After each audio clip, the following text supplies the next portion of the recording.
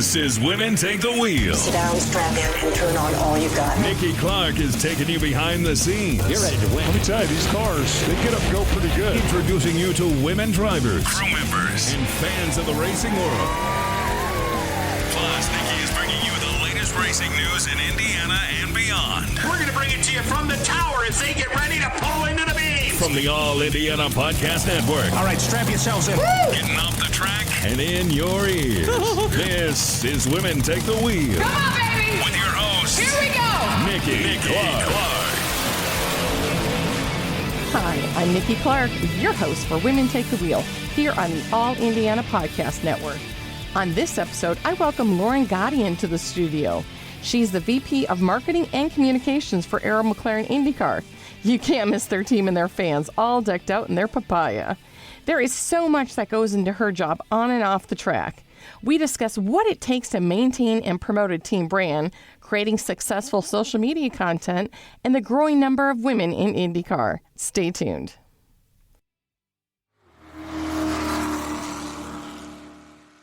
There are some things that are too good to keep a secret. Like how your Amex Platinum card helps you have the perfect trip. I'd like to check into the Centurion Lounge. Or how it seems like you always get those hard-to-snag tables. Ooh, yum. And how you get the most out of select can't-miss events. With access to the Centurion Lounge, Resi Priority Notified, and Amex card member benefits at select events, you'll have to share. That's the powerful backing of American Express. Terms apply. Learn more at americanexpress.com/withAmex. When it comes to hiring, don't go searching for the one. Just meet your match with Indeed. If you need to hire, you need Indeed. Indeed is your matching and hiring platform with over 350 million global monthly visitors, according to Indeed data, and a matching engine that helps you find quality candidates fast. And listeners of this show will get a $75 sponsored job credit to get your jobs more visibility at Indeed.com/match. Just go to Indeed.com/match right now and support our show by saying you heard about Indeed on this podcast. Indeed.com/match. Terms and conditions apply. Need to hire? You need Indeed.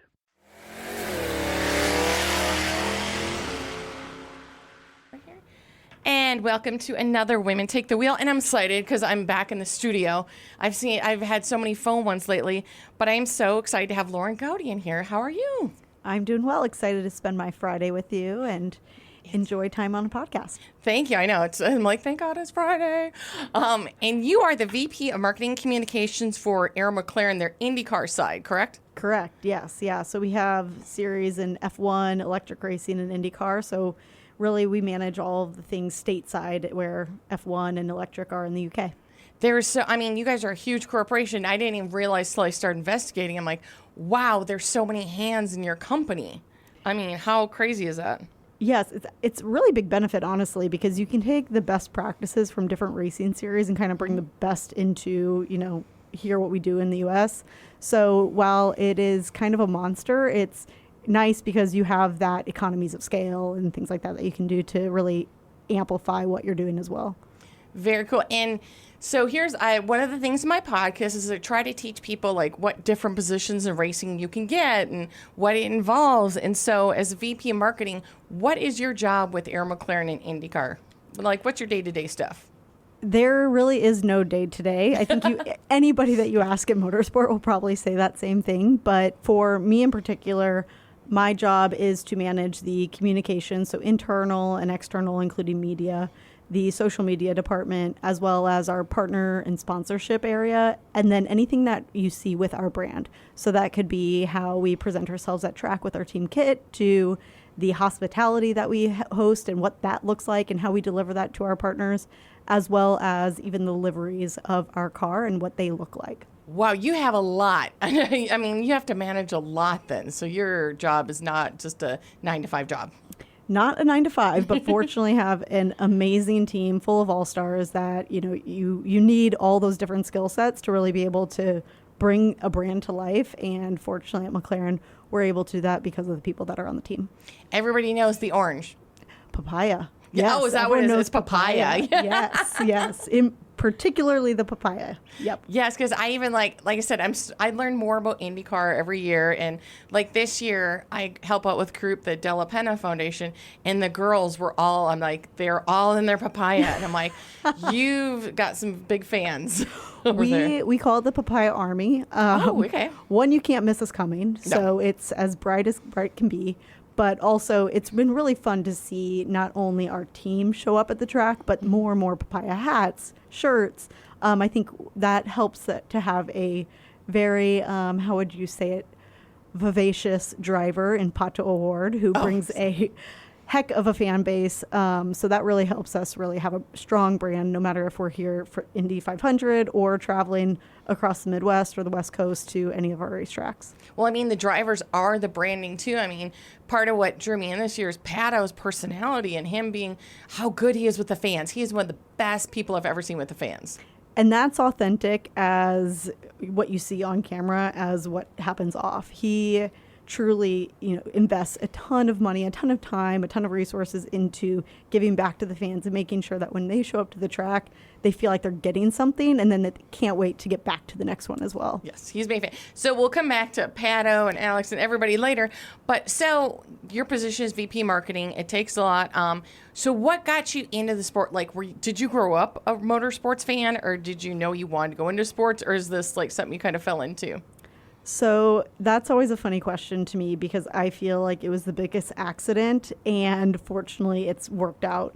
So 2 years ago, actually, to the day, I started at Arrow McLaren. Okay. And before that had been to, I think, 3 races, but was pretty much like dragged to the races. So I had really no motorsport interest.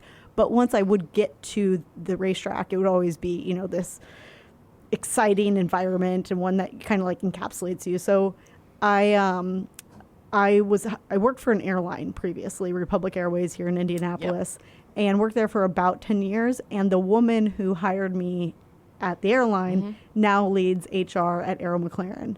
So the director of communications position opened up, and she reached out to me, and I kind of had a chuckle. I was like, do you know me? I know nothing about motorsport. Are you sure? And it's one of those things where she's like, well, you were an athlete, so like you can figure out the sports thing and just see how it goes. Apply for the job and we'll see where it takes you. And sure enough, was lucky enough to get the job and fell in love with what the brand is. I like, Arrow McLaren because it's part of a global organization with McLaren F1, but also because of what you can do to make that experience happen for the fans. In this racing world, you get people who've never been to a race before, or you get these gearheads who they can't get enough of it. And so the opportunity to market to both and educate both was something that really attracted me to it. I mean, do you ever sit back? Because like I say, if you're an IndyCar fan or even like any type of fan, the papaya and that, do you ever look back and go like, gosh, I did all that? I always think like, how did I get here? So 3 months into the job, I had a really fun event that I went to with the team. It was out in Laguna Seca, and it's called Velocity. And so it's an event where they take all these historic cars, sports cars, etc., and do exhibit runs around the track. And that event in particular was where Mario Andretti raced the modern F1 car for the first time. Ooh. And, even though I wasn't a motorsport fan, Mario Andretti. You know that name. Everybody knows it. He's like, okay, if you get a speeding ticket, like the cop comes, like, who are you, Mario Andretti? So I had to drive him around on a golf cart. And the nerves that I had, because one, it was the slowest golf cart in all the earth, but also, he's just like looking at me like, are you ever going to get there? And so I just had this like moment of like, I don't even know the extent of why he's gotten the fame that he's gotten, but I know he's famous, and how many people would want to be doing this right now, and I'm scared to death. Oh, no, trust me. I've driven the drivers on my cart before, and I'm just like, don't kill the driver, don't kill the driver, Right. Don't crash. And how much are they judging me right now? Yeah. It's like, oh my gosh. Yeah, like you said, everybody knows Michael. That had to be nerve-wracking. I would have been like, Yeah, since then, I've kind of gotten into the, it's just part of the job type thing. But that was really a moment of like, how did I get here? 3 3 months ago I was working in a cubicle at an airline, and now I'm driving Mario Andretti around. What is happening? Oh my gosh. And so I take it your job too requires a lot of traveling. It does, yes, which I really enjoy. It's not for everyone, but with 17 races across the year, 2 of them are in Indianapolis with the 500 and the GP. You're traveling for race weekends, but then also for our partner activations and things like that. Yeah. So I really appreciate it, but it does take a certain breed because you're all traveling together as a pack. That's one thing that a lot of people don't realize, is that if you're working in another sport, you're going to a city to compete against another team, and then you go to the next city to compete against a different team. So you're really only traveling with your knit of your team. But for IndyCar, we're all traveling as a traveling circus, weekend in, weekend out. And so that really is neat because you get this community that's beyond just the people wearing the same papaya as you. Yeah. And I think the IndyCar community has had some fun with creating some women in motorsport events that happen, either on race weekends or even in the off season. So you really build a family because you lose out on so much social time of your own. Yes. Like my friends who are not in motorsport, it's like, okay, in March, I will see you in September. Oh, nope. Been there. Same. Oh, can't race that weekend. Oh, can't race that weekend. Exactly. Yes. Yeah. And I've seen like some pictures of my friends who work at IndyCar. It's like your, girl events. I'm like, that is awesome. Yes. But I also know about traveling with the guys too. Yes. Yeah. You get both sides of it. You get the amazing women community, and then you get the guys that you're like, what are you doing? Oh, no. I remember, too, because with NHRA, it's the same way. It's big traveling circus. You're a family. You're all... And I just remember traveling, 23 weekends a year. And I don't know about you, but I remember getting on a plane for vacation and being like, there's nobody on this plane I know. Yes. Whoa, this is a weird thing. Like, I don't know everybody sitting around me. Yes. Yeah. We went on vacation last week because we're in this Olympic break time period right now. And I had that same thought of like, there's no one in a Chevy or a Honda emblem. What's going on? Yeah, and then you don't recognize them once they're at a Polos too. So when you're at the end of your banquet, you're like, who are you again? You don't have your hat on. Oh, okay, that's who you are. Right. Yeah, you have clothes that's not a team kit. Yeah, and being an Indy person too. And I know it's crazy for us even here at work and that, but what is the month of May like for you in your job? Do you pretty much live at IMS? Yes, yeah, you do. You just know that when May 1st hits, that you will wake up when it's dark, you will go home when it's dark, and you'll be at the IMS each and every day.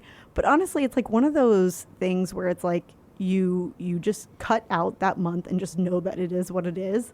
And then the minute May 31st hits, or the day after the race, whatever day that is, it's like, what? We have to wait a whole year or 11 months to do this again? So it's this thing where you're like glutton for punishment. Like you can't wait to get back into that grind. Oh, yeah. You get like a week, you're like, oh, I'm so glad it's over. Then it's like, okay, when's it start? I'm ready now.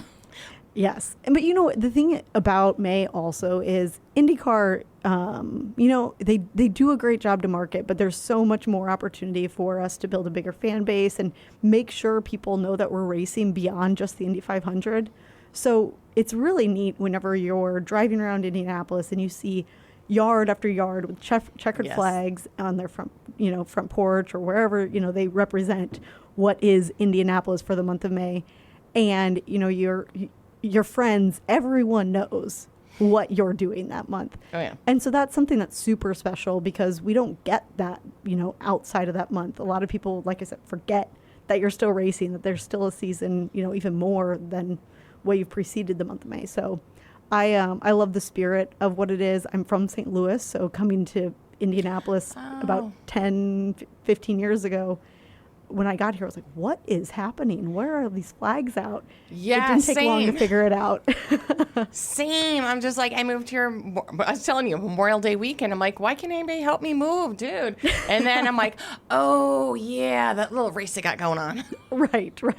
Or even like when you travel abroad and you say, oh, like to your cab driver or whatever, oh, I'm from Indianapolis. Oh, the Indy 500? Everyone knows it for that. So that's pretty cool. Definitely. And you really don't have, and just so people understand too, you don't like just work during race season. You guys must be crazy busy in the off season too.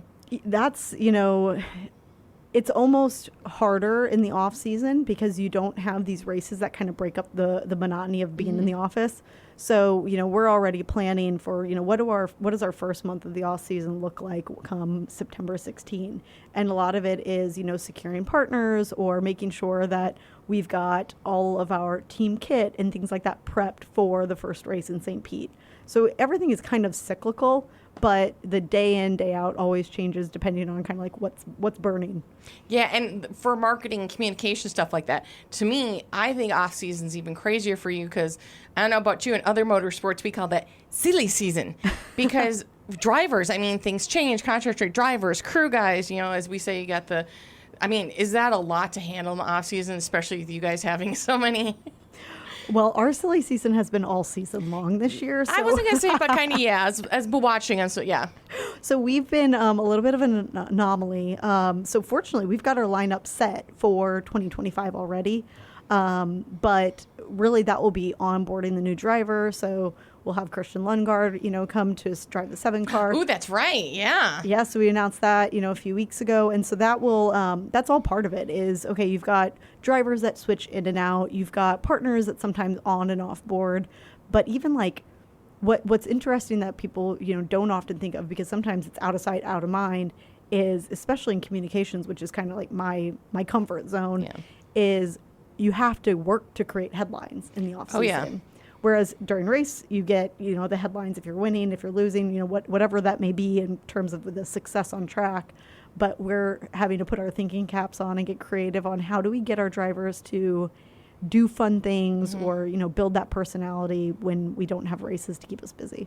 Well, that brings me up to my next thing, too, because I think you guys have wonderful social media presence, like especially month of May. Because that's big. The social media thing and the content creating for that, like you said, keep people interested. So tell us a little bit about how much of a role social media plays for you guys too.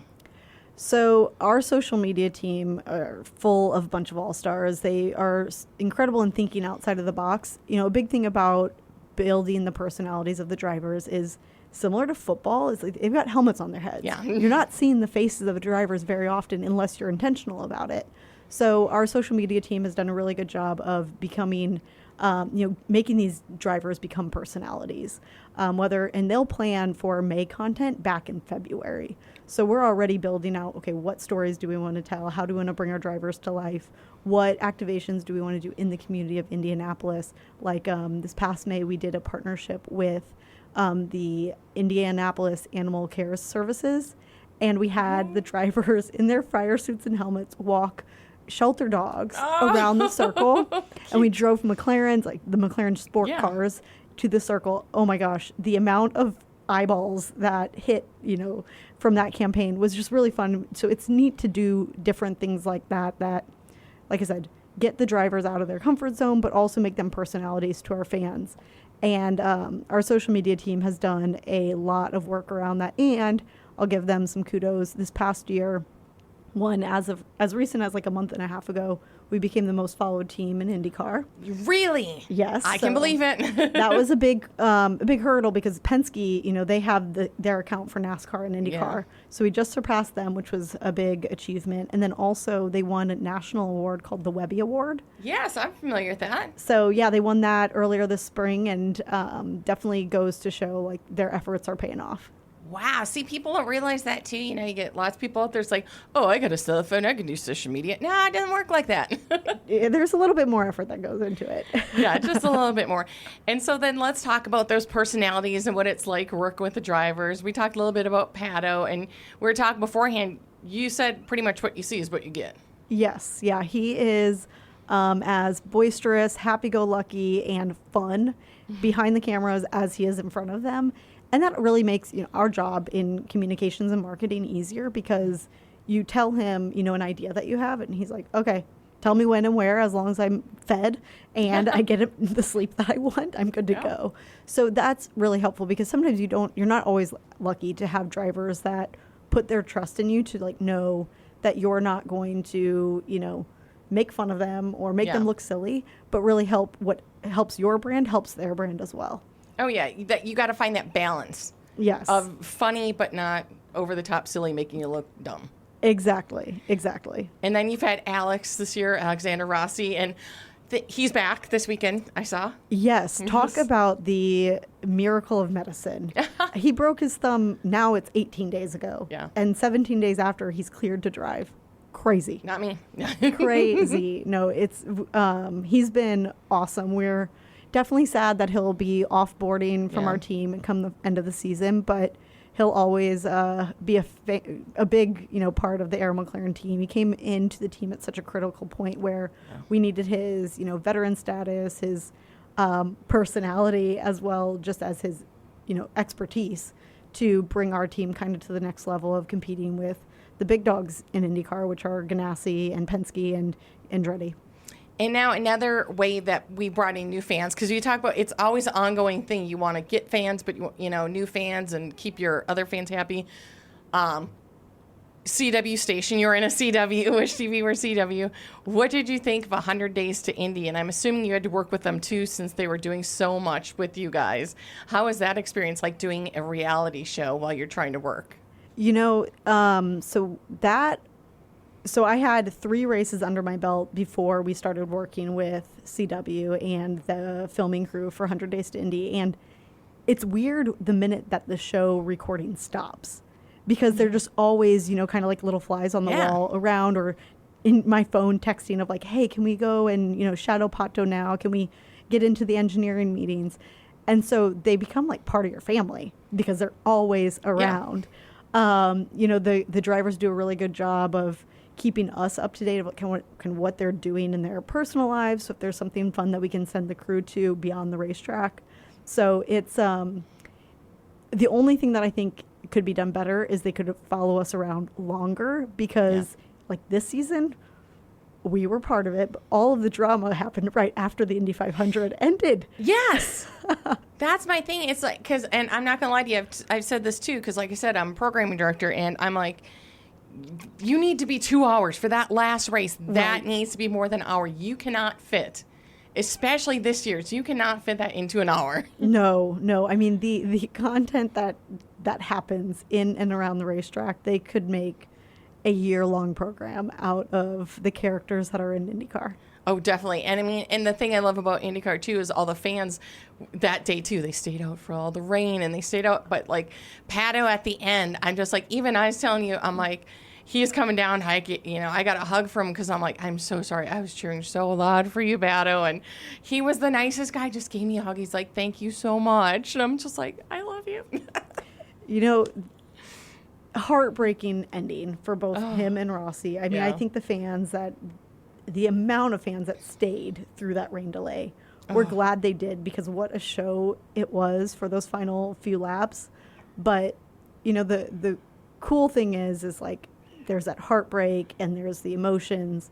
And then the next day they're like, all right, it's next year. Next year's mine. And so just to see their competitiveness just immediately get like turned over into the next one is cool. Oh my gosh. And what's it? I mean, is it kind of like and how many races do you guys have left this year? So we've got 5 races, 4 race weekends, because Milwaukee's a doubleheader. That's right. Mm-hmm. And so as the season winds down, or is it more like an end of school year kind of thing? Like we're almost to the end. Are you kind of at that way right now, or are you refreshed after the Olympic break? So the Olympic break came at the right time because we had so much testing this year with the hybrid program. Yes. So I think everyone's a little bit more worn down than what they typically are at this point in the season, but to have that 3-week break couldn't have been more magical. Now we're kind of like, all right, ovals are our strong suit at Arrow McLaren, so we're excited. We're ready to ramp up. And I think you get that point of, I guess, the end of the school year where you've got that excitement because you get some break, but then also you're like, wait, how long do I have to wait until their car's on track again? Yes. So I need the sound. I only live a mile or something from IRP, so I'm like, even they're testing the other day, I'm like, oh, I hear a top fuel car. Who's that? Yes. And of course I had to drive up to see, because I'm like, I'm too curious. It's a little addicting, yeah. It is. Racing is an addiction. Now you've learned it. Yep. I have. I've been sucked in. So now that you've been out there, what's your favorite? Do you have a favorite track now that you're like, oh, I can't wait to go to this track? Ooh, that's tough. So like I was telling you, May is like one of those things where you're glutton for punishment because you can't wait until the next May. But I really like Laguna Seca. And I think part of it is because of the sea lions that you get to see when you're out there. Yes. But then you can't not appreciate the history of that track, the corkscrew, and just kind of the tricks that it throws at all the drivers. Oh, I do love the corkscrew. I do. I've seen all these IndyCar tracks. I want to go to some of them so bad. I always want to do the Road America too. Yes, yeah. Actually, I haven't been to that one. That's been my race off for both years. And after seeing like all of the family camping and things like that, now I'm like, all right, next year it is. I'm going to it. And do you have like a favorite, last 2 years, do you have a favorite moment that you're like, this is going to live in my memory forever? This is a core memory. Oh, gosh. There's honestly too many to tell. Because like each race weekend you get that high, at some point, even if it's a bad result at the end of the race weekend, like you get these little things that are so tangible that you've achieved that it's hard to pinpoint, one or two. The race win that Pato had at Mid-Ohio, that's an easy one because everyone loves to win, and it was a well-deserved on-track race win. So that would be obviously one, but each weekend has little moments like that where you're like, we're doing it. And now, because like I said, we talked about inside, but like, I know you say there's not a typical day, but at the racetrack, like what kind of things in your position do you do while you're at the racetrack? So right now, because I entered this current role that I'm in back in February, it's a little bit of a hybrid where I still manage some of the media relations. So during the race, I will be trackside right behind our pit to monitor, any of the broadcast media that are coming by. But then also just general media that may have questions or, organize some interviews with our drivers through the weekend as well.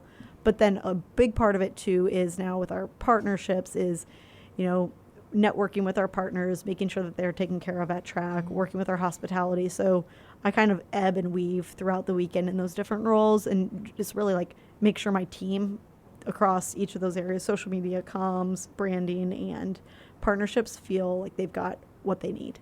Now, do you guys have your own traveling office then, I assume, or are you just like out in the pit then? So we have our own little village. So in the transporters, we have our little commercial office. We've got a really nice engineering truck, which is actually sponsored by NTT Data. So it's our strategy control. And that is a double layered office. Oh, wow. So it's got engineering office on the main floor, and then above it has a conference room, an office, cubicles, or like mini cubicles. Yeah. So we've got actually a really jazzy setup, I would say. That's great. I want to come tour that sometime. I'm like, I want to come see that because that sounds very cool. It's fascinating what you can do to maximize space in these little trucks, or I guess big trucks, but little working space for 100 people is quite fascinating. I'm just fascinated with your job. I'm just like, as I'm like stuck in the office, I'm like, It's hard to complain. Yeah, it's hard.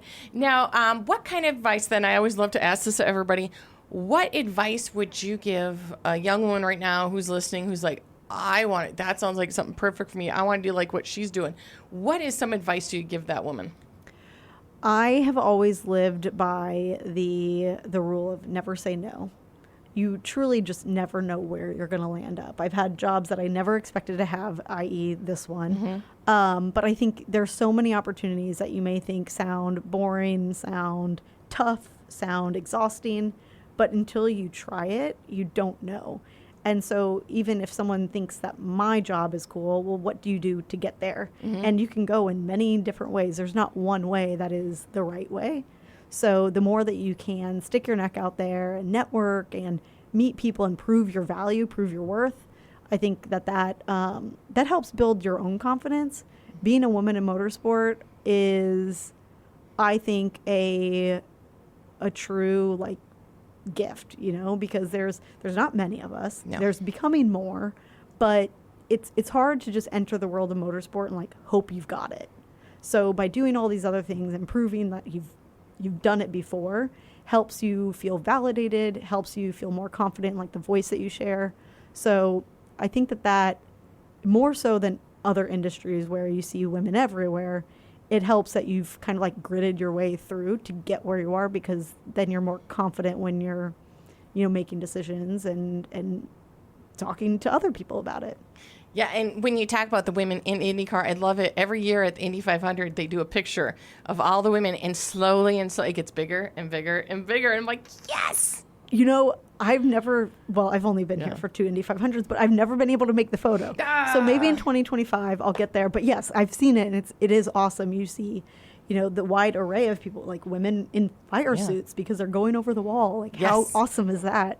And then even our pit stand for Pato's car, actually, for his win in Mid-Ohio, I think Marshall Pruitt, he validated my ask, said that was the first time there was 3 females on an engineering stand for an IndyCar win. Wow, you're right, because I did when Marcus won a couple years ago. I know there's 2 up there. There was the Honda, and then there was Angela. Mm-hmm. So I'm like, whoa, 2 instead of 3. That is incredible. I'd love to see that. It is awesome. I got goosebumps whenever I saw them up on the podium. I was like, this is what we're working for. It's amazing. Yes, girls can do anything. Right, exactly. Well, now is the point where to let me know where can everybody follow you or follow Aero. Where now's your time to, as I say, sell yourself. Where can everybody follow you guys at? All right, so Instagram, Facebook, TikTok, LinkedIn, you name it. Because our social media team is such rock stars, we're everywhere. Yes. So at Aero McLaren, and hope to connect and see our follower count keep bumping up. Yes, you guys are number 1 right now, so we'll keep it that way. And we'll put you farther in the lead. There we go. Yes, exactly. Thank you so much for coming in today, Lauren. I really appreciate it. Yeah, thanks for having me. If you're waking up feeling like you could use a few more hours of sleep, the problem might be right underneath you. Better quality sleep comes with a better quality bed. And the Sleep Number Smart Bed uniquely contours to your head, neck, and shoulders for a more comfortable sleep. It's a total game changer. All night long, you can count on your Sleep Number Smart Bed to automatically respond and adjust to your movements so that you can sleep comfortably all night long, which feels amazing after a tough workout. You can even get personalized insights about your sleeping habits to help you sleep better. It's like having a coach for your best sleep. And now during Sleep Number's biggest sale of the year, save 50% on the Sleep Number Limited Edition Smart Bed, plus special financing for a limited time. Only at a Sleep Number store or sleepnumber.com. Sleep Number, official sleep and wellness partner of the NFL. See store for details. What makes a life a good one? Is it the adventure you have? Or the friends you find along the way? Maybe it's pursuing your passion while striving to protect, defend, and save what you believe in every single day. So, what makes a life a good one? In the Coast Guard, we think it's all of the above and more, but you'll have to find out for yourself. Visit gocoastguard.com to learn more.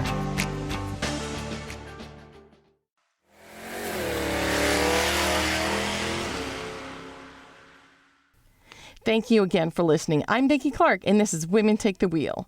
Be sure to connect and follow on Facebook when you search for Women Take the Wheel podcast. And be sure to follow and subscribe to this podcast right now here on the All Indiana Podcast Network.